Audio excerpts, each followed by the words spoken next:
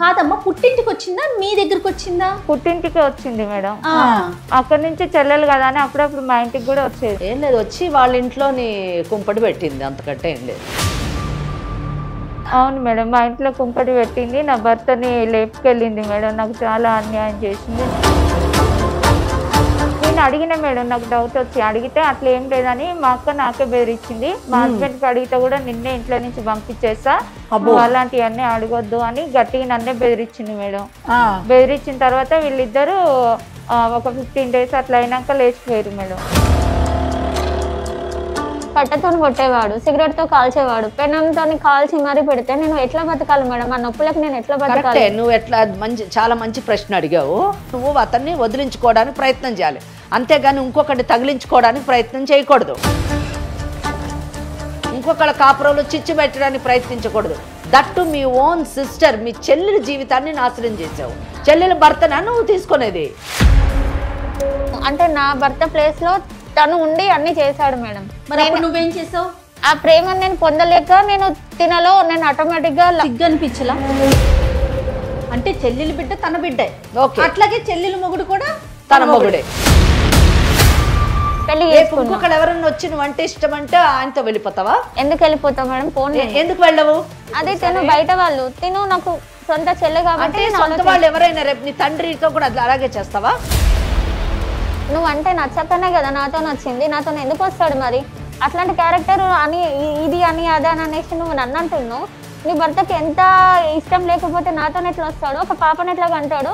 నన్ను ఎట్లా పెళ్లి చేసుకుంటాడు? భర్త ప్లేస్లో ఉన్నాడు, భర్తలాగా చూస్తున్నాడు. చూసిన మగవాళ్ళందరూ భర్తలే అయిపోతే ప్రపంచం అంతా నిండా భర్తలే ఉంటారు, ఇంకెవరు ఉండరు. చేయాలి. ఎవరికి హార్ట్ స్ట్రోక్ వచ్చింది? మా హస్బెండ్ కి హార్ట్ స్ట్రోక్ వచ్చింది. మీ హస్బెండ్? మా హస్బెండే మేడం. హస్బెండ్ నేను వదిలేసిన. మళ్ళా దేశనా ఎట్లా మాట్లాడుతున్నా? ఫస్ట్ హస్బెండ్, సెకండ్ హస్బెండ్ ఉండరు, థర్డ్ హస్బెండ్, ఫోర్త్ హస్బెండ్ అట్లా ఉండరు.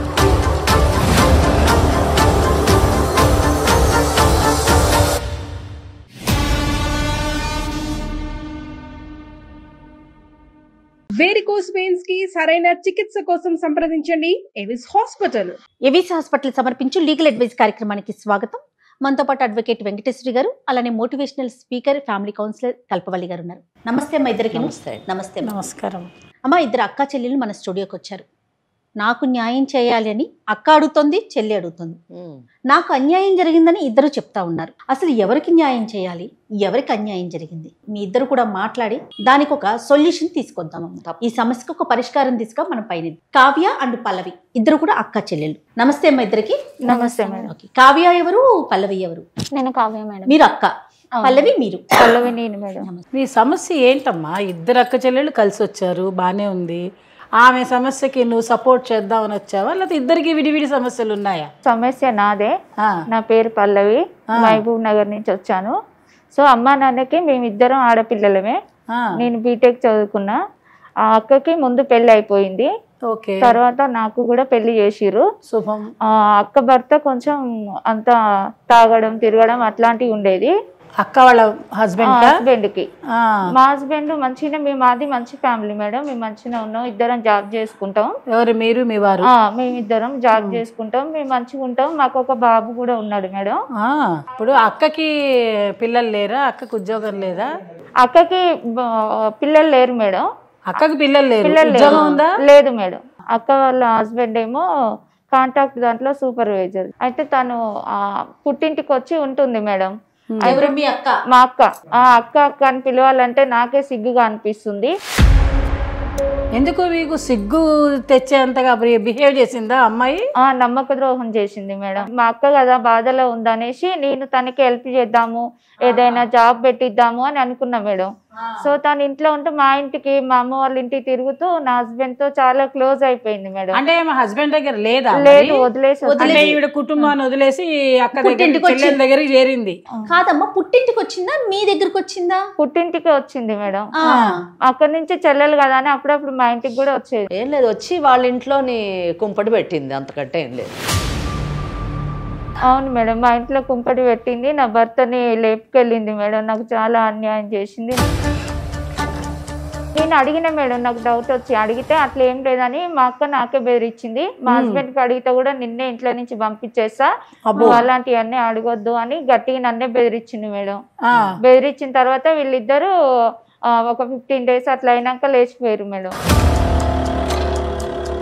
లేచిపోయి అక్కడ 2 years అయినాక ఒక పాపని. లేచిపోవడం అంటే ఇంట్లో నుంచి వెళ్ళిపోయారా ఇద్దరు? నిన్ను వదిలేసారా? నన్ను వదిలేసి ఇంట్లో ఉన్న డబ్బు నగలు అన్ని తీసుకొని వెళ్ళిపోయారు మేడం. వెళ్ళిపోయి బయట అక్కడ 2 years ఉండి ఒక పాపని కన్నారు. ఏంటి అమ్మా ఇది? మీకు పిల్లలు ఉన్నారా? నాకు బాబు ఉన్నాడు మేడం. ఆ పాప కన్నాక 2 years కి మళ్ళీ మా హస్బెండ్ అక్కడ చనిపోయింది మేడం. అయ్యో, ఎందుకు? ఏం చేసిందో తెలియదు మేడం. తీసుకెళ్ళింది, ఏం మందు పెట్టిందో, ఏం టెన్షన్స్ పెట్టిందో, ఏమైందో తెలియదు. ఆయన అక్కడ చనిపోయిండు. మంచి ఆరోగ్యవంతుడేనా? మంచిగా ఉన్నాడు మేడం. వెళ్ళేటప్పుడు ఆయన మంచిగా వెళ్ళిండు మేడం. నాకే అన్యాయం చేసి వెళ్ళిపోయింది. అంటే పంచాయతీ ఏం కాలే, పెద్దోళ్ళు మాట్లాడు ఏం కాలే? ఏం లేదు మేడం. కానీ మీ అమ్మ వాళ్ళకి తెలిసే ఉండొచ్చు.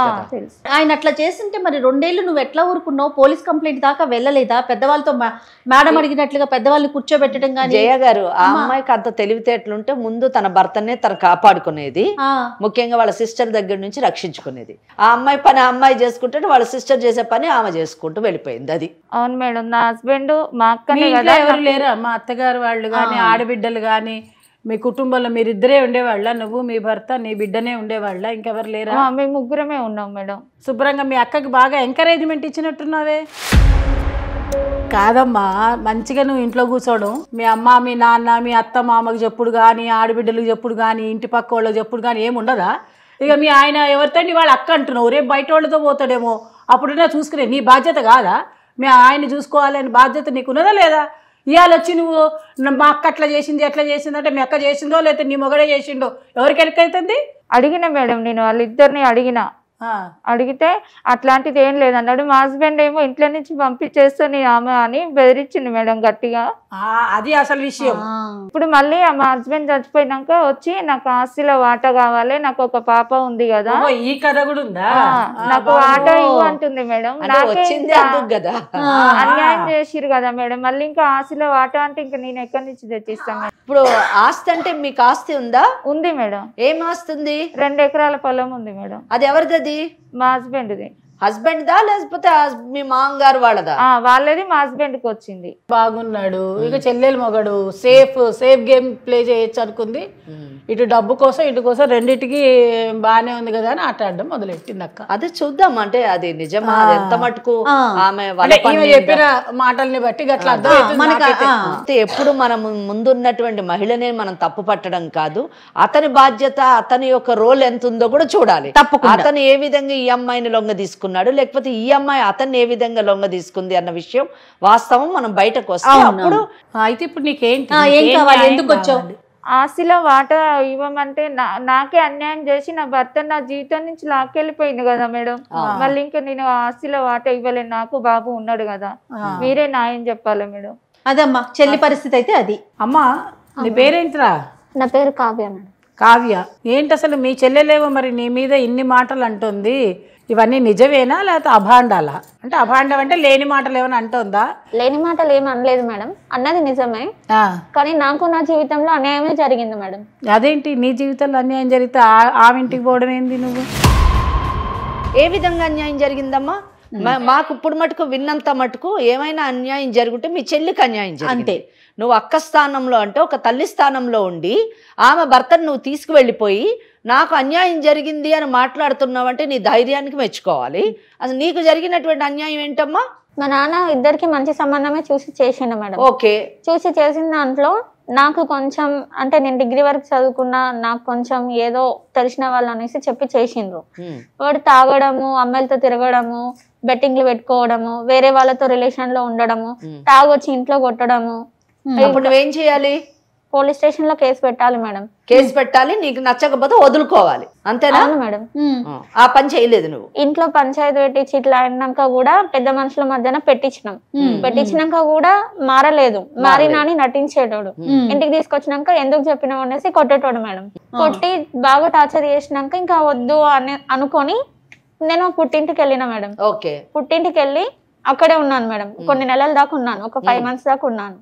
ఉన్నాక చుట్టుపక్కల వాళ్ళ మాటలు భర్తను వదిలేసి వచ్చింది, ఇక్కడ ఉంటుంది, ఈమెదే తప్పు అన్నట్టుగా 4 రకాల మాటలు అనడంతో నా మైండ్ చాలా డిస్టర్బ్ అయింది మేడం. అందరికి మంచి ఫ్యామిలీ అని చెప్పుకొని ఉన్న వాళ్ళు మేడం, అందరి ముందట బాగా నటించారు. పెళ్లి తర్వాత వాళ్ళ స్వరూపం అనేది బయటపడ్డది మేడం, వాళ్ళు ఏంటి అనేది. తర్వాత అందరూ టార్చర్ చేయడం, ఇంకా నేను అక్కడ ఉండలేకపోయినా, నేను బతకలేను. 5 నెలలు అయ్యేసరికి నీ వల్ల కాకుండా అమ్మ వాళ్ళ ఇంటికి వచ్చేసావా? అమ్మ వాళ్ళ ఇంటికి వచ్చేసాను. అంటే ఆయన అక్కడ వదిలేసి అదేంటి ఫ్యామిలీ అందరూ ఉన్న అత్తయ్య మామయ్య అందరితో ఇష్యూ ఏనా నీకు?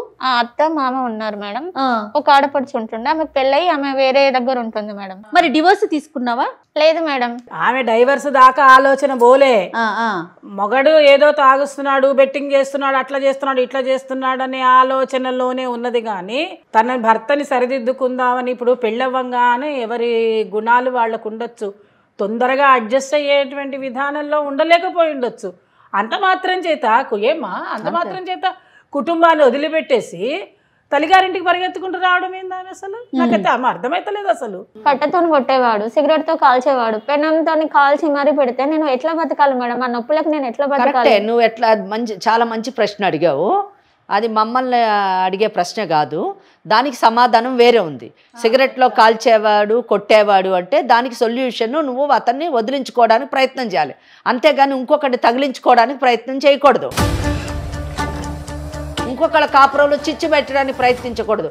దట్టు మీ ఓన్ సిస్టర్, మీ చెల్లెల జీవితాన్ని నాశనం చేసావు. చెల్లెల భర్తనా నువ్వు తీసుకునేది? నేను నాశనం చేయలేదు మేడం, నాది తప్పు ఉంటే వాళ్ళది కూడా ఉంటది కదా మేడం. అది కాదు వాళ్ళ తప్పు ఉంటుందా అని నువ్వు అడుగుతున్నావు, బానే ఉంది. సరే అంత దూరం కూడా పోవట్లే, నేను అమ్మ విషయం దాకా కూడా పోవట్లే, నీ విషయమే అడుగుతున్నా. నువ్వు తల్లిగారింటికి వచ్చిందని తల్లిగారింట్లోనే ఉండకపోయినావు, మీ అమ్మ నాయన దగ్గర ఉండాలి. ఉండే అమ్మ నాయన నాకు ఇట్లున్నది, నువ్వు ఇట్లాంటి వాళ్ళు ఇప్పుడు అమ్మ నాయన పెళ్లి చేసిరా, నువ్వు లవ్ మ్యారేజ్ చేసుకున్నావు, చేసిరు కదా, బాధ్యత ఎవరిది ఉంటుంది. ఎవరు చేయాలంటే మేడం వాళ్ళు చేసిండ్రు, వాళ్ళ బాధ్యత అయిపోయింది. కానీ వాళ్ళు ఏంది ఇప్పుడు నేను పుట్టింట్లోనే వాడి ఉండలేను కదా మేడం. ఏడబోతావు మరి? ఎందుకు వచ్చిన పుట్టింటికి? తప్పు చేసిన రోడ్ల మీద మస్తు మంది తిరుగుతున్నారు, నేను ఏం తప్పు చేసిన మేడం? రోడ్ల మీద మస్తు మంది తిరుగుడు కాదు జయ, ఇప్పుడు తప్పు చేయలేదని ఇంత బాధ్యత చెప్తుంది పిల్ల, మరి చేయకుంటే చెల్లె ఇంటికి ఎందుకు పోవాలి? అంతే కదా, అతనితో నువ్వు కాపురం చేయటం ఏంటమ్మా? చెల్లి ఫోన్ చేసింది, చేసి నువ్వు అక్కడ ఉండి బాధపడకన్నా నా ఇక్కడికి వస్తే నేను ఒక జాబ్ చూపిస్తాను, నీ బతుకు నువ్వు బతికేదానివి అని అన్నది. 100% కరెక్ట్, తప్పులేదు. తన బాధ్యత ఒక ఇక్కడ చిన్నదైనా కూడా చాలా పెద్ద మనసుతోని పెద్దరికం వహించింది. తర్వాత వెళ్ళినా మేడం, వెళ్ళి ఉన్నాను. అక్కడ ఉన్న తర్వాత కొన్ని రోజులకి మా మరిది నీకన్నా అంటే మీ చెల్లి కన్నా నువ్వే బాగుంటావు, అసలు మీ చెల్లి కన్నా ముందు నిన్నే పెళ్లి చేసుకుంటే బాగుండేది, ఏదైనా తీసుకొస్తే నాకు కొనివ్వడము చేయడము, అంటే నా భర్త ప్లేస్ లో తను ఉండి అన్ని చేశాడు మేడం. మరి నువ్వేం చేసావు? ఆ ప్రేమను నేను పొందలేక నేను తినలో నేను ఆటోమేటిక్ గా సిగ్గు అనిపించలా, తప్పు అనిపించలేదమ్మా? ఎంత ధైర్యంగా చెప్తున్నావే తల్లి నువ్వు ఇంత మంది ముందు, అసలు ఇది ఎలా మాకైతే అర్థం కావట్లేదు. ఎట్లా అనిపిస్తుంది మేడం? ఎట్లా అనుకోవాలి? తను కూడా ఇష్టపడ్డాడు కదా మేడం, తను ఇష్టపడకపోతే నీ చెల్లెలు భర్తే తల్లి. భర్త ప్లేస్ లోని ఉండి అతను అన్ని చూసుకునేవాడు అంటే నీకు భర్త ఎలా అవుతాడమ్మా? నువ్వు అతనికి వదిన అవుతావు. వదిన అంటే తల్లితో సమానం. నా కొడుకు స్థానంలో ఉండి చూసుకున్నాడు అంటే ఒక సమాజం హర్షిస్తుంది, కానీ నా భర్త స్థానంలో ఉండి చూసుకున్నాడు అనడం ఏమైనా అర్థం ఉందా? అసలు నువ్వు ఆ ఆలోచనని ఎలా ఈ సమాజానికి ఎలాగా చెప్పాలనుకుంటున్నావు నాకు అర్థం కావట్లేదు. జీవితంలో ఎవరు తోడు రారు, నేను నీతో జీవితాంతం నేను ఉంటా, అది నువ్వు నమ్మేశావు, అది నువ్వు నమ్మేశాను మేడం, నమ్మేశావు. అది కరెక్ట్ అని కూడా అనుకున్నావు. కరెక్టే అనుకున్నాను. నువ్వు అలా అనుకున్నప్పుడు నా చెల్లెలు జీవితం పాడవుతుంది అన్న ఆలోచన నీకు రాలేదు. ఎందుకంటే నీ చెల్లెలకు బిడ్డకు అన్యాయం జరుగుతుందన్న ఆలోచన నీకు రాలేదు. నా బిడ్డ నా సొంత చెల్లనే అనుకున్నాను కాబట్టి నేను ఇట్లా ఒక స్టెప్ ముందుకేసాను మేడం. అంటే చెల్లెలు బిడ్డ తన బిడ్డే, అట్లాగే చెల్లెలు మొగుడు కూడా తన మొగుడే. అంటే నేనంటే తనకి ఇష్టం లేకపోతే తను నాతో వచ్చేవాడు కాదు కదా మేడం. ఇప్పుడు ఇద్దరం ఒక అండర్స్టాండింగ్ మీదనే ఉండి మేము వెళ్ళిపోయాం, పెళ్లి చేసుకున్నాం. ఇంకొకరు ఎవరన్నా వచ్చి నువ్వు అంటే ఇష్టం అంటే ఆయనతో వెళ్ళిపోతావా? ఎందుకు వెళ్ళిపోతావు మేడం? ఫోన్ ఎందుకు వెళ్ళవు? అదే తను బయట వాళ్ళు, తిను నాకు సొంత చెల్లె కాబట్టి. సొంత వాళ్ళు ఎవరైనా రేపు నీ తండ్రితో కూడా అలాగే చేస్తావా? చెయ్యను మేడం. మరి ఒక బంధాలకి ఒక లిమిటేషన్ అంటూ ఉంటది కదా, ఉండొచ్చు మేడం. బంధుత్వాలకి ఒక లిమిటేషన్ ఉంటది. ఎవరితోని మనము ఏ పని చెయ్యాలి అని మన సమాజం కానివ్వండి, మన పూర్వీకులు కానివ్వండి నిర్ణయించారు. దాని ప్రకారమే మనం ఉండాలి, అంతేగాని బయటోడు ఇంట్లోడు ఏంటమ్మా? అది ఏం కొత్త థియరీ చెప్తున్నావు నువ్వు? చెల్లి భర్తనే నా భర్త అనుకున్నాను మేడం. బాగుంది బాగుంది. అట్లెట్లా అనుకుంటావు నువ్వు? నా భర్త నీ ఎందుకన్నా? భర్త అని అట్లెట్లా అనుకుంటావు? అంటే నేను అది నా ఎంతవరకు కూడా పెళ్లి correct? చేసుకున్నాడు. తోడబుట్టి నా అక్కవని నీ జీవితం ఖరాబ్ అయిందని నేనేదో జాబ్ చూపించి అక్క కదా మంచి చూసుకుందామని ఇంటికి రమ్మంటే వచ్చి నా భర్తనే లాగేసుకొని వెళ్ళి నేను అంటా, నేను బరాబర్ నేను అంటాను. నా భర్త నీ భర్త ఎట్లా అవుతాడు?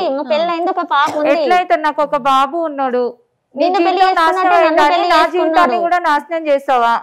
ఇప్పుడు ఇద్దరికి కావాలి కదా, ఇప్పుడు ఇద్దరు భర్త ఒకటే కదా, ఎట్లయితది? నా భర్త నువ్వు తీసుకెళ్ళినావు కదా, నీ నేను భర్త అంటే నేను నువ్వు తీసుకెళ్ళినాక చేసుకున్నావు నీ భర్త కదా. తప్పు బాగుంది చేయలేదా? బాగుంది, బాగా నీ సమాధానం ఇస్తున్నా అమ్మాయి కాదు, అడుగుతున్న నీ భర్త దానికి. రాలేదా నాతో అని అడుగుతోంది ఇంకా పైపెచ్చు. నువ్వు అంటే నచ్చకనే కదా నాతో వచ్చింది, నాతో ఎందుకు వస్తాడు మరి? అట్లాంటి క్యారెక్టర్ అని ఇది అని అదే అని అనేసి నువ్వు నన్ను అంటున్నావు. నీ భర్తకి ఎంత ఇష్టం లేకపోతే నాతో ఎట్లా వస్తాడు? ఒక పాపను ఎట్లా కంటాడు? నన్ను ఎట్లా పెళ్లి చేసుకుంటాడు? నీ భర్త దగ్గర తప్పు లేదా? ఇప్పుడు తప్పున్నా లేకపోయినా ఇద్దరికి సమాన న్యాయం కావాలి. ఇప్పుడు ఇక్కడ వాళ్ళు తప్పు చేయాలనుకున్నప్పుడు నువ్వు కరెక్ట్ ఉండాలి. ఇప్పుడు మన ముందు కూర్చున్నది ఒక ఆడపిల్ల కాబట్టి, ఒక మహిళ కాబట్టి వాళ్ళను మనం చాలా గౌరవించేసి, లేదా వాళ్ళు చేసిన ప్రతి పని ప్రతి చర్య కూడా కరెక్ట్ అని చెప్పేసి చెప్పడము కరెక్ట్ కాదండి. అసలు మన వేదికే అది కాదమ్మా, మన వేదికే అది కాదు. అది కాదు, ఎందుకంటే మగోడే తప్పు చేస్తాడు, ఆడది అసలు తప్పే చేయదు. ఒకళ్ళు తప్పు చేసినా కూడా అది కరెక్ట్ అని ఒక టిక్ పెట్టేటటువంటి కార్యక్రమం కాదని నేను అనుకుంటున్నాను. ఇక్కడ పల్లవి మాట్లాడేటటువంటి మాటలు ఏ మాత్రం కూడా హర్షించదగినటువంటి కాదు. సమాజం ఇటువంటి మాటలు వింటే రేపు భావితరాలు వాళ్ళు ఇలా చేయడం కరెక్టేమో అని అనుకునేటటువంటి పరిస్థితిని తీసుకొస్తుంది. నాకు ఇంకా సమన్యాయం కావాలి అంటుంది. సమన్యాయం ఏంటండి? పక్క వాళ్ళ భర్త దగ్గరికి వెళ్ళి నువ్వు పడుకొని నువ్వు పిల్లని కని ఇప్పుడు నువ్వు వచ్చి ఆస్తిలో వాటా కావాలని అడుగుతుంది. అది ఎలా కుదురుతుంది? ఇక్కడ చట్ట ప్రకారంగా చాలా చాలా లొసుగులు ఉన్నాయి. ఆ అమ్మాయి కేసులో ఆ అమ్మాయికి అర్థం కావట్లే. ఆ అమ్మాయి చాలా పొరపాటు చేసింది, న్యాయం కావాలి అని అడగడం. ఎందుకంటే ఆ అమ్మాయి దానిలో ఎక్కడ లీగాలిటీ లేదు. వదినంటే తల్లితో సమానం. చెల్లి అసలు నీ భర్త కాకుండా పరాయి వాళ్ళందరూ పరాయి వాళ్లే కదా. వాళ్ళు భర్త ఎలా అవుతాడు? భర్త ప్లేస్లో ఉన్నాడు, భర్తలాగా చూస్తున్నాడు. చూసిన మగవాళ్ళందరూ భర్తలే అయిపోతే ప్రపంచం అంతా నిండా భర్తలే ఉంటారు, ఇంకెవరు ఉండరు. జయ్య కాదమ్మా, మీరు పెళ్లి చేసుకుని వేరే ప్లేస్ కి వెళ్ళిపోయారా? వెళ్ళిపోయినా మేడం. వెళ్ళిపోయినాక పెళ్లి చేసుకున్నాక కొన్ని నెలలకి, ఒక 8 months తర్వాతకి నాకు పాప పుట్టింది మేడం. ఒక 2 years లోపు. అంటే మొదటి భర్త తోటి కాదా? పిల్లలు లేరు మేడం నాకు, ఫస్ట్ హస్బెండ్ తో. ఇక్కడ ఉన్నప్పుడే నేను ప్రెగ్నెంట్ అయ్యాను మేడం. అయ్యాను. ఆ విషయము తెలిసిన తర్వాత ఇక్కడ ఉంటే మళ్ళీ నా చెల్లికి ఏదైనా ప్రాబ్లం వస్తుంది అనేసి నేను తను ఆలోచించుకొని తనే అన్నాడు అనమాట. వస్తుందనా లేకపోతే నీకు పుట్టబోయే బిడ్డకి నీకు వస్తుందనా? అంటే ప్రాబ్లం, ఆమెకేం ప్రాబ్లం? ఆల్రెడీ నువ్వు ప్రాబ్లం క్రియేట్ చేసేసావు కదా. వాళ్ళ ఇంట్లో చిచ్చు పెట్టావు వాళ్ళ కాపురంలోని, ఇంకా కొత్తగా ఏం ప్రాబ్లం వస్తుంది? అప్పుడు పెట్టావు, మళ్ళీ ఇప్పుడు కూడా వచ్చి మళ్ళీ ప్రాబ్లం క్రియేట్ చేస్తున్నావు. అది ఇద్దరిది తప్పు ఉంది కదా మేడం. ఇద్దరిది తప్పు ఉంది. నీకు తెలుసా ఈమె కడుపుతో ఉన్నదని? అంటే నేను అడిగిన మేడం, డౌట్ వచ్చింది కానీ నాకు చెప్పలేదు. ఇంట్లో నుంచి వెళ్ళిపోయిన తర్వాత నాకు తెలిసింది మేడం. నేను అడిగిన మేడం, అడిగితే అట్లా ఏం లేదని చెప్పింది. మా హస్బెండ్ అడిగితే కూడా ఆయన గట్టిగా బెదిరించింది మేడం. ఇంత అమాయకంగా ఉండబట్టేనే తల్లి నీ ఇంట్లోకి వచ్చి కాపురం పెట్టి ఆ అమ్మాయి ప్రెగ్నెన్సీ తెచ్చుకుందంటే భర్తను కూడా తీసుకొని వెళ్ళిపోయి తల్లిదండ్రులు ఏం చేస్తున్నారు? నాకు అర్థమైతలేదు. అసలు తల్లిదండ్రులు లేరా? వీళ్ళు ఏడికెళ్ళి వచ్చారు? అసలు వాళ్ళు చెప్పలేదు మేడం అమ్మ వాళ్ళకి. చూసినా ఎందుకని చెప్పలేదు? మీరు అక్క చెల్లెలు కలిసి అక్క చెల్లెళ్ళమే కదా మేడం, తల్లికి మా దాకా రావటం ఎందుకు? ఇద్దరు అక్క చెల్లెళ్ళు అయినప్పుడు ఈ పంచాయతీలన్నీ ఎందుకు చెప్పు? అంటే ఇప్పుడు మా హస్బెండ్ కూడా లేడు కదా మేడం, కాంప్రమైజ్ అవుతాను ఎవరితో గాను. ఆస్తిలో వాటా కావాలి, నీ భర్తే తప్పు చేసిండు అని మందిని కూడా తీసుకొచ్చి నన్ను బెదిరిస్తుంది మేడం. పైసలు కావాలి ఆమెకి. అక్కడ మగడ తాగుబోతూ తిరుగుబోతూ మేడం ఇవన్నీ కావు మేడం. ఇదంతా కథ అది కానే కాదు. అక్కడ మొగడేమో మంచోడు కాదనింది, అక్కడ పైసలు వస్తలేవని అక్కడ 6 నెలల్లో గుంజుకొద్దాం అనుకుంది, అక్కడ కాలే. ఇక్కడికి వచ్చింది, ఇక్కడ 2 కోట్ల మంచిగా మనిషి ఉన్నాడు, ఇదేదో దొరుకుతుంది అనుకున్నది. ఒక పిల్లగాడు పుడితే మీరింది కదా, తెలివి మీరారు కదా, పిల్లవాడు పుడితే మంచిగా పైసలు వస్తాయని ఆశతోటి ఈ పని కూడా కాదు మేడం. నేను ఆశతో నేను పోలేదు. మరి దేనికి వెళ్ళావు? మరి ఆశతో పోకుంటేగో ఇక చూడు పల్లవి, ఆమె ఆశతో పోలే కదా, ఏదో మొగడు అనుకొని పోయింది కదా, ఇక కామ్గుండు. నీ పైసలు ఆమెకి ఇచ్చే అవసరమే లేదు. అట్లా ఎట్లా కుదురుతుంది? ఎట్లా కుదురుతుంది? మరి నాకు ఒక పాప ఉంది కదా, అట్లా ఎందుకు ఇస్తారు? అట్లా ఇప్పుడు నీ భర్త నా భర్త ఒకడే కదా, అట్లా నువ్వు వెళ్ళిపోవడం తప్పు కదా, ఒక చెల్లెలు భర్తను తీసుకొని వెళ్ళిపోవడం నువ్వు చేసిన పెద్ద తప్పు కదా.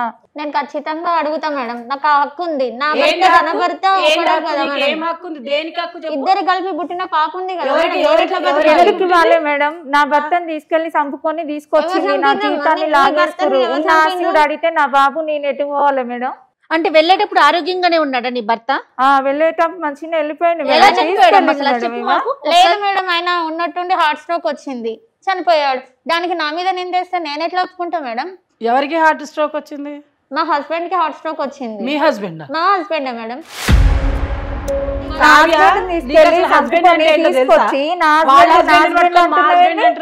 ఖచ్చితంగా ఉంటది మేడం, నా మెల్ల కూడా తాళి కట్టి నాతో కూడా అవుతారు మేడం. చేసుకున్నాడు కదా మేడం. నేను అడిగిన దానికి సమాధానం చెప్పు, ఈమె హస్బెండా కాదా? ఆమె పెళ్లి చేసుకున్నది అయిపోయింది, నన్ను కూడా పెళ్లి చేసుకున్నాడు కదా. చేసుకుంటాడు నన్ను కూడా ఆమె పెళ్లి చేసుకుని ఆమె డైవర్స్ ఇచ్చిందా? డైవర్స్ ఇవ్వకపోతే ఇప్పుడు నా హస్బెండ్ ఫస్ట్ హస్బెండ్ కూడా ఇచ్చినా మేడం. కావ్య, ఎంతమంది హస్బెండ్లు ఉంటారు ఒకళ్ళకి? పల్లవి భర్త పేరేంటి? సురేష్ మేడం. సురేష్. నీ భర్త పేరేంటి? కిరణ్. చూసినా ఇప్పుడు ఎలా చెప్పింది? ఇప్పుడు కరెక్ట్ చెప్పావు, అంతేగాని సురేష్ నీ భర్త కాదు. ఇప్పుడు నాకు ఆయన లేడు అంటే ఆయన ఎవరు లేరు? ఆయన లేడంటే ఫస్ట్ హస్బెండ్ నేను వదిలేసిన. మళ్ళా చేస్తున్నా ఎట్లా మాట్లాడుతున్నా? ఫస్ట్ హస్బెండ్ సెకండ్ హస్బెండ్లు ఉండరు, థర్డ్ హస్బెండ్ ఫిఫ్త్ హస్బెండ్ అట్లా ఉండరు, ఒకటే హస్బెండ్ ఉంటాడు. ఆమె పెళ్లి చేసుకుందా లేదా? నేను కూడా చేసుకున్నా కదా మేడం. చేసుకుంటే చెల్లదు. ఎంతమంది చేసుకుంటున్నారు మేడం, నేను చేసుకుంటే తప్పెందుకు వచ్చింది? నీకు చట్టం అనేది తెలియదు. ఫైనల్లీ ఏం కావాలో చెప్తే ఆస్తిలో వాటా కావాలి అంతే. తన భర్తకి అన్యాయం చేసింది ఎవరు? అసలు తన తల్లిదండ్రులు ఎవరికైతే ఇచ్చి పెళ్లి చేశారో ఆ కిరణ్ కి అన్యాయం చేసి వేరొక పురుషుడితో ఆమె వెళ్ళిపోవడం, ఆ భర్తకు అన్యాయం చేయడం. రెండు, తల్లిదండ్రులకి తలవంపులు తెచ్చింది. మూడు, తన సొంత చెల్లెలు భర్తతో వెళ్ళిపోవడం, చెల్లెల జీవితాన్ని పాడు చేసి. అంతేకాకుండా ఆ చెల్లెలకు పుట్టినటువంటి కొడుకుకు కూడా ఆమె అన్యాయం చేసింది, ఇప్పుడు ఇంకా మళ్ళీ చెయ్యాలని అనుకుంటుంది. 4, ఇంకోటి ఏంటంటే ఇప్పుడు తనకు పుట్టినటువంటి బిడ్డకి సమాజంలోని గౌరవం లేనటువంటి పరిస్థితిని ఏర్పాటు చేసింది. అంతేకాకుండా ఏ మగవాడితో అయితే ఆమె వెళ్ళిపోయిందో, అంటే చెల్లెలు భర్తతో వెళ్ళిపోయింది కదా, ఆ భర్తను మరి ఎంత మటుకు ఆమె జాగ్రత్తగా చూసుకుందో, అతనితో కలిసి ఉందా లేదా అతనికి కలిగినటువంటి బిడ్డేనా కాదా అన్నది కూడా కొంచెం అనుమానాస్పదమైనటువంటి విషయాలు. ఈ విధంగా చూస్తే అతను మరణించడంలో కూడా ఎంత వాస్తవం ఉంది అంటే హార్ట్ అటాక్ వచ్చి మరణించాడు అని చెప్తుంది కాబట్టి అది ఎంత మటుకు వాస్తవం అన్నది కూడా తెలుసుకోవాలి. ఇక నెక్స్ట్ చెల్లెల విషయానికి వచ్చినప్పుడు వాళ్ళ పెంపకంలోని కానివ్వండి, ఇద్దరు ఒక తల్లిదండ్రులకే పుట్టారు కానీ వ్యక్తిత్వాల్లోని ఎంత తేడాలు ఉన్నాయంటే, ఆ అమ్మాయి ఎంత సౌమ్యంగా ఉంటుందంటే తనకు అన్యాయం జరిగినా కూడా నాకు అక్కే కదా అనేటటువంటి ఆలోచన, ఒకవేళ తల్లిదండ్రులు చెప్తే వాళ్ళు ఎక్కడ ఏమైపోతారో అనేటటువంటి భయము, తన ఒకవేళ భర్తను ప్రశ్నిస్తే భర్త ఎక్కడ తన కాదని చెప్పేసి మెడబెట్టి బయటకు గెంటేస్తాడో అని భయము,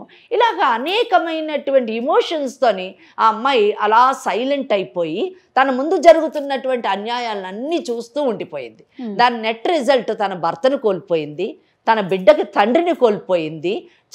అక్క అనేటటువంటి మహిళ తన భర్తను తీసుకొని వెళ్ళిపోయి ఈరోజు ఇంకో బిడ్డను తీసుకొని వచ్చి నాకు ఆస్తిలో వాటా కావాలని అడుగుతుంది. ఎంత దురదృష్టకరమైనటువంటి పరిస్థితి. ఇక్కడ భర్త పాత్రలు తీసుకుంటే అవకాశాన్ని తీసుకొని ఉండొచ్చు, లేదా ఈమె మభ్యపెట్టి చెల్లెల భర్త అక్కడే మభ్యపెట్టి ఉండొచ్చు, అంటే వదిన పాత్ర. ఇక్కడ వదిన అన్నది నిజానికి తల్లి లాంటి ఆమె, అతను కొడుకులాగా ఉండాల్సినటువంటి వాడు. ఇది సమాజం ఆమోదించేటటువంటి విషయం. వీళ్ళిద్దరూ ఒక తప్పుడు పని, అంటే చట్ట విరుద్ధమైనటువంటి పని చేశారు. ఆ చట్ట విరుద్ధమైనటువంటి పని ఏంటి? ఈమె తన భర్త అంటే అక్క తన భర్త అయినటువంటి కిరణ్కి విడాకులు ఇవ్వకుండా ఇతన్ని పెళ్లి చేసుకున్నాను అని చెప్తుంటే ఆ పెళ్లి చెల్లుబాటు కాదు. కనుక ఈమె ఈ రోజు కూడా ఆ కిరణ్ అనేటటువంటి వాడికి మాత్రమే భార్య.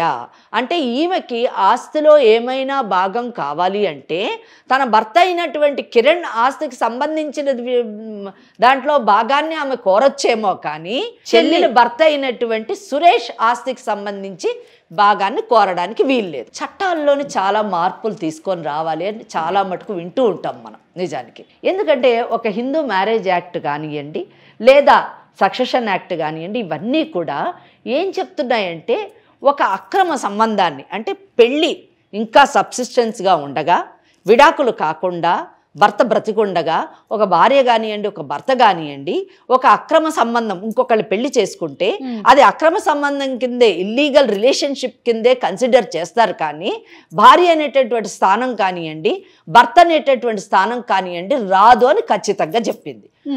ఆ కేటగిరీలోని ఈ అమ్మాయి, అక్క అనేటటువంటి అమ్మాయి పడుతుంది. ఓకే. కానీ చట్టము పసివాళ్ళ మీద కనికరంతోని వాళ్ళ గౌరవానికి భంగం కలగకూడదు, సమాజంలోని వారు ఒక ఆరోగ్యకరమైనటువంటి వాతావరణంలో పెరగాలి అనేటువంటి ఆలోచనతోని ఇల్లెజిటిమేట్ చైల్డ్ అంటే అక్రమ సంబంధించినటువంటి బిడ్డలు అనేటువంటి పదం ఉపయోగించకూడదు అనేటటువంటి సహృదయతతోని చట్టం ఏమంటుందంటే వాళ్ళని లెజిటిమేట్ చిల్డ్రన్గానే కన్సిడర్ చెయ్యాలి అని చెప్తుంది. సో ఇక్కడ ఏమవుతుంది, ఎప్పుడైతే ఈ అక్క అనేటటువంటి ఆమె అతనితో అక్రమ సంబంధం ఉన్నా వాళ్ళిద్దరికీ పుట్టినటువంటి బిడ్డ ఒక చట్టబద్ధమైనటువంటి బిడ్డగానే పరిగణించబడుతుంది. అలా పరిగణించినప్పుడు ఇటు మెయింటెనెన్స్ కానీ, భరణం కానివ్వండి, ఆస్తిలో భాగం కానివ్వండి పొందేటటువంటి అవకాశం ఉంది. కానీ ఇక్కడ దురదృష్టకరం ఏంటంటే చట్టము ఒక యాంగిల్లో ఆలోచించి, అంటే వాళ్ళకి సమాజంలోని గౌరవప్రదమైనటువంటి స్థానం కల్పించాలి అనేటువంటి ఆలోచనతోని ఇల్లెజిటిమేట్ చైల్డ్ అనడానికి వీలు లేదు అన్నది అక్కడ మటుకు ఉండుంటే బాగుండేది.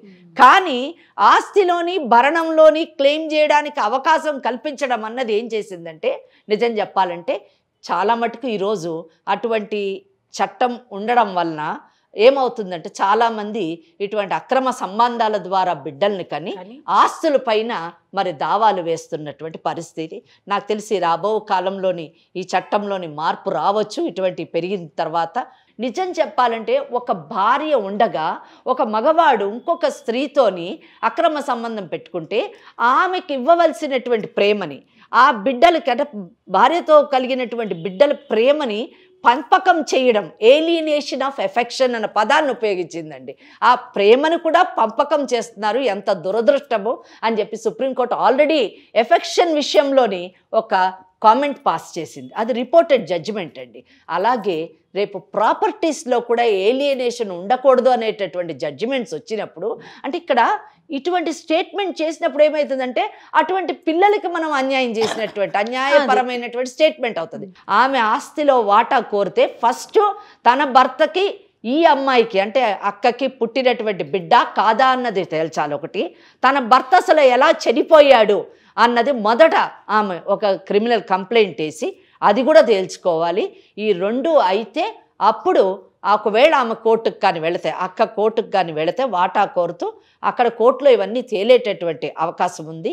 లేని పక్షంలోని ఇవన్నీ తేలిన తర్వాత ఇద్దరు కూర్చొని ఒక సామరస్యంగా ఒక సెటిల్మెంట్ చేసుకొని ఎవరి మానాన వాళ్ళు బ్రతికేటటువంటి అవకాశం ఈ కేసులో ఎక్కువగా ఉంది. నాకు అంత మిగతా విషయాలతో సంబంధం లేదు. ఒక లేమ్యాన్గా నేను అడుగుతున్నాను, నాకు సంబంధం లేని విషయం. తనకి భర్త ఉన్నప్పుడు, కిరణ్ అనేవాడు ఉన్నప్పుడు, పిల్లలు పుట్టారా పుట్టలేదా అని కాసేపు పక్కన పెడదాం. పెళ్లి చేసుకున్న తర్వాత ఆవిడ అతని భార్యయే, కిరణ్ వైఫ్ అయినప్పుడు కిరణ్ దగ్గర ఉండేటువంటి ఆస్తిలో ఈవిడికి వాటా రావచ్చు, వస్తుంది 100%. నువ్వు భరణం తెచ్చుకుంటావా, ఆస్తి తెచ్చుకుంటావా, ఏం తెచ్చుకుంటావో అది కావ్యకి వస్తుంది, పిల్లకి కాదు, రాదు. చట్టము ఏముంది అన్నది మనము కులంకుషంగా చెప్పాం. దాన్ని మనం ఏం చేయలేం, డిస్టర్బ్ చేయలేం.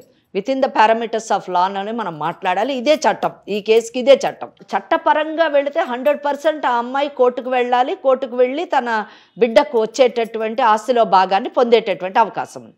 కానీ ఇందాక మేడం చెప్పినట్టుగా నిజంగా ఆమెలో ఏమాత్రమైన మానసిక సంక్షోభం కలిగి నేను మార్పు వచ్చి నేను నా చెల్లికి అన్యాయం చేశాను, ఆమె యొక్క వివాహ బంధాన్ని విచ్ఛిన్నం చేశాను, భర్తను లేకుండా చేశాను, ఉన్నప్పుడు కూడా ఆ బంధాన్ని నేను బ్రేక్ చేశాను, అలాగే ఆ బిడ్డకి తండ్రి లేకుండా చేశాను, అంటే నా చెల్లెలు బిడ్డకి తండ్రిని లేకుండా చేశాను, అంటే ఆ బిడ్డకి ఇవ్వాల్సినటువంటి ఎఫెక్షన్ ఇందిరా శర్మ కేసులో చెప్పినట్టుగా ఏలియనేషన్ ఆఫ్ ఎఫెక్షన్ లాగా అది కూడా నేను తుంచేశాను. సో అన్ని విధాలుగా అన్యాయం చేసినటువంటి నేను ఈరోజు మళ్ళీ వచ్చి ఇంకొక అన్యాయం చేయడానికి నా బిడ్డకు ఆ ఆస్తిలో వాటా ఇవ్వాలి అని అడగడము చాలా తప్పు, అన్యాయము, ఇది నిజంగా క్షమించరానటువంటి నేరము అనేటటువంటి ఆలోచన ఆమెకు కానీ వస్తే ఆమె మేడం ఇందాక అన్నట్టుగా తన భర్త అయినటువంటి కిరణ్ దగ్గరికి వెళ్ళి నాకు ఆస్తిలో భాగం కావాలి అని అడిగేటటువంటి అవకాశం ఉంది మేడం చెప్పినట్టుగా. ఇట్స్ అన్ ఎక్సలెంట్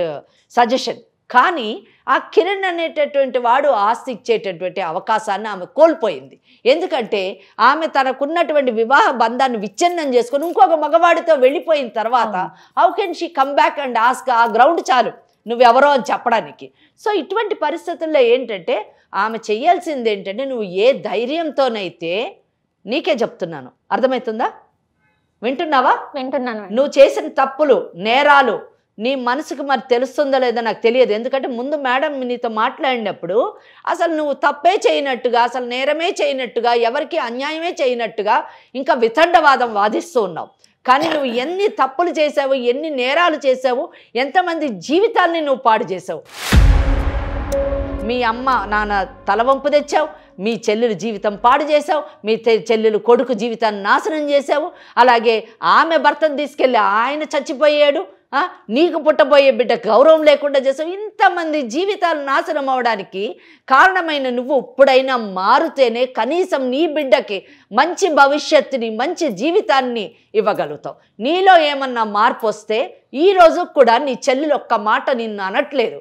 ఏమంటుంది? మా అక్కే కదమ్మా అని అంటుంది. మీ అమ్మ నాన్నకి ఎందుకమ్మా చెప్పలేదు, పంచాయతీ ఎందుకు పెట్టలేదు అని మేడం అడిగితే ఆమె ఏమంటుంది? మా అమ్మ నాన్నకి ఏమన్నా అయిపోతుందేమో అని భయపడతా. అంటే బంధాల మీద, బంధుత్వాల మీద ఒకే తల్లి కడుపును పుట్టినటువంటి మీలోని ఎంత తేడా ఉందో చూడండి. చెల్లెలు ఈ రోజు కూడా నీ బంధం గురించి ఆలోచిస్తుంది. నువ్వు మాత్రము ఆస్తి కావాలి, డబ్బు కావాలి అని హక్కుల గురించి మాట్లాడుతున్నావు. నీకు లేని హక్కుల గురించి మాట్లాడుతున్నావు. నీలో నిజంగా ఏమన్నా మార్పు వస్తే, నీకు నిజంగా ఏమన్నా మనసు ఉంటే, నిజంగా నీ కూతురు భవిష్యత్తు బంగారంలాగా ఉండాలనుకుంటే ఇప్పటికైనా నీ చెల్లితో, ఎలాగో తీసుకొని వెళ్ళిన వాడు పోయాడు, నీ భర్తను నువ్వు ఎలాగో వదిలేసావు, మిగిలింది నీ భర్తకి. నీకు ఈ రోజు ఉన్నది నీ చెల్లెలు కొడుకు, నీకు నీ బిడ్డ, ఇంతే. ఇదే నీకున్నటువంటి బంధాలు. ఈ బంధాలని కాపాడుకోవాలనుకుంటే నీ చెల్లెలతో మంచిగా ఉండు. నువ్వు ఎవరిని నమ్ముకొని వెళ్ళిపోయావో, ఏ ధైర్యంతో వెళ్ళిపోయావో అదే ధైర్యాన్ని కూడగట్టుకొని నీవు ఏదో చిన్న జాబ్ చేసుకొని నీ కూతురుతోని నువ్వు సుఖంగా ఉండు. నీ చెల్లెలే కాబట్టి నీ మీద ఎప్పుడు ప్రేమ ఉంది మా అక్క అని చెప్పేసి ఆ అమ్మాయి కూడా నీకు చేదోడు వాదోడుగా ఉంటుంది. అన్ని విషయాల్లో ఇద్దరు కలిసి సామరస్యంగా, బయట వాళ్ళు కాదు కదా, రక్త సంబంధికులు, సొంత అక్క చెల్లెలు కాబట్టి మీరు కలిసి ఉండొచ్చు. అంతేకాకుండా మీ నాన్న వాళ్ళకి ఏమైనా ఆస్తుందా? ఉంది మేడం. ఎంత ఉంది? ఒక ఇల్లు ఉంది మేడం. ఇంకా పొలం ఏం లేదా? 1 ఎకరం ఉంది మేడం. మరి ఇంకేంటి, మీరిద్దరు ఆడపిల్లలే కదా? ఇద్దరం ఆడపిల్ల. మరి ఇంకేముంది, ఆ పొలము ఇల్లు మీ ఇద్దరికి ఎలాగో చెరిసగం వస్తుంది. ఆ ఆస్తిని పెట్టుకొని మీరు బ్రతకొచ్చు కదా. వాళ్ళు ఇవ్వ అంటున్నారు మేడం. ఎవరెవరు అంటున్నారు? అమ్మ నాన్న ఇద్దరు. అమ్మ నాన్న నీకు ఇవ్వనంటున్నారా? అసలు ఇద్దరికి ఇవ్వనంటున్నారా? నాకు ఇవ్వ అంటున్నారు. అవును, మరి నువ్వు చేసిన పనికి ఇవ్వనంటున్నారు. సరే, వాళ్ళు పిలిపించి మేము మాట్లాడతాము, కౌన్సిలింగ్ చేసి సెటిల్మెంట్ చేసి ఆ ఎకరం పొలంలోని చెరొక 1/2 ఎకరము ఆ ఇల్లు ఉన్నంత కాలం వాళ్ళు ఉండి ఆ తదనంతరం మీ ఇద్దరికి సగభాగం ఇచ్చేటట్టుగా మేము ఒప్పిస్తాము. దాంతో ఇద్దరు హ్యాపీగా ఉండండి, మీ పిల్లల్ని పెంచుకోండి కనీసము. ఎందుకంటే రేపు మీ పిల్లలకి ఏం సమాధానం చెప్తారమ్మా?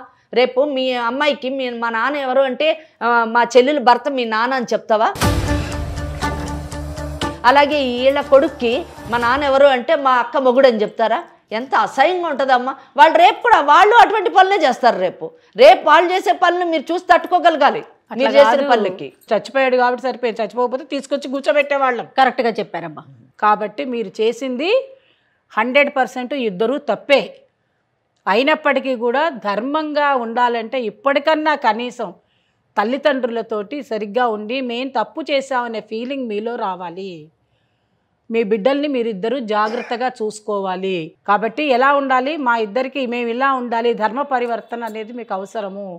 మీరు చక్కగా కనుక ప్రవర్తించినట్టయితే రేపు మీ పిల్లలు సవ్యంగా ఉండగలుగుతారు. కావ్య, ముఖ్యంగా నీకే చెప్తున్నాను నాన్న నేను, నువ్వు మాత్రం ఇన్నాళ్ళు నువ్వేమేం మాట్లాడావు, నువ్వు ఎట్లా ప్రవర్తించావు అనేది కాసేపు పక్కన పెట్టేసేయి. జరగవలసినవన్నీ నీ జీవితంలో జరిగిపోయాయి. నీ చిన్న వయసులోనే నీకు ఇవన్నీ పెద్ద పెద్ద పనులు చేసావు, పెద్ద పెద్ద విషయాలు నీకు జరిగాయి. కానీ ఇప్పుడు నీకు ఓ చిన్న పిల్ల ఉంది. ఆ పాపని, అందులో ఆడపిల్ల, చాలా జాగ్రత్తగా చక్కగా పెంచు. తెలిసిందా?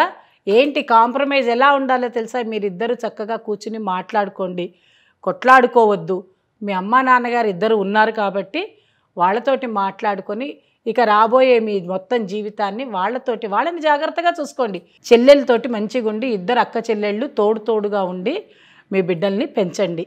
ఏ పని చేసినా వాళ్ళ అమ్మాయిని గుర్తుపెట్టుకొని చేయాలి. అంతే ఇప్పటికైనా. సరే మేడం నేను తప్పు చేసినా మీరు మీ ఒప్పుకుంటా. అమ్మ కానీ నాన్నని తీసుకొని రండి, మీరు తీసుకొస్తా మేడం. తీసుకొస్తే మేము వాళ్ళకి కౌన్సిలింగ్ చేసి ఆ, మీకు ఆస్తిలో భాగం ఇప్పిస్తాము, మీరు బ్రతకడానికి ఒక దారి చూపిస్తాము, సో దట్ మీరు బ్రతకొచ్చు. అది కాదమ్మా, ఇప్పుడు ఆస్తి అడుగుతున్నారు వీళ్ళిద్దరు సమన్య. ఇప్పుడు నీకు ఆస్తి సురేష్ గారి ఆస్తి కావాలని అనుకుంటున్నావు కదా, ఒకవేళ ఇచ్చిన మీ అమ్మాయి చదువులకే కదా. వాళ్ళు బాగుంటేనే చాలు మేడం. కదా నాకేం ఇప్పుడు లేదు అదే, మేడం. ఇప్పుడు ఆల్రెడీ నేను కావాల్సింది తప్పు అదే. చేశాను. ఎట్లా అయినా ఇద్దరు మంచిగా ఒక అండర్స్టాండింగ్ కి రండి. ఇద్దరు కూడా కాదమ్మా, ఇద్దరు పిల్లలు అనుకోండి, నీకు ఇద్దరు పిల్లలు అనుకోండి, నువ్వు కూడా చెల్లిగా నువ్వు ఎట్లనో అనుకుంటున్నావు, నువ్వేనమ్మా, నువ్వే అక్క, నువ్వే తల్లి, నీకు కూడా ఇద్దరు పిల్లలు అనుకొని మేడం వాళ్ళు చెప్పినట్లుగా నువ్వు కూడా ఏదన్నా మన కాళ్ళ మీద మనం నిలబడాలమ్మా. ఎంతసేపు ఎవడో ఒకడు వచ్చి చూసుకుంటాడు, అమ్మ వాళ్ళు చూసుకుంటారు, నాన్న చూసుకుంటాడు, కట్టుకున్న ప్రపంచంలో డబ్బు ఒకటే ముఖ్యం కాదు, డబ్బు కూడా కావాలి, కానీ ధర్మంగా ఉండాలి, న్యాయంగా ఉండాలి, మంచితనంగా ఉండాలి, ఫలానా వాళ్ళ అమ్మాయి అని అనిపించుకునే విధంగా చదివించు. అర్థమవుతుందా? ఇది చూసిన 100 మంది 1000 మంది వాళ్ళు కూడా అయ్యో మనం తప్పు చేయకూడదు అనే మాట వాళ్ళకి రావాలే తప్ప మనం ఏం చేసినా చట్టం మనకు ఉందిలే అనే మాట మాత్రం కాదు. ఏమో అంతే కదా. అంతే, ఒకటే బంధాలను కాపాడుకో ఆస్తుల కంటే కూడా, దానికే ప్రాముఖ్యత ఇవ్వు. Okay madam. ఓకే అమ్మా, ఏమ్మా నీకు ఓకేనా? Okay madam. రైట్. తర్వాత మీ పేరెంట్స్ ఇద్దరితో కూడా మేడం వాళ్ళు ఇద్దరు కూర్చొని ఒకసారి మాట్లాడతారు. Okay madam. ఓకే రైట్ అమ్మా, థ్యాంక్ యూ సో మచ్ అమ్మా. నమస్తే.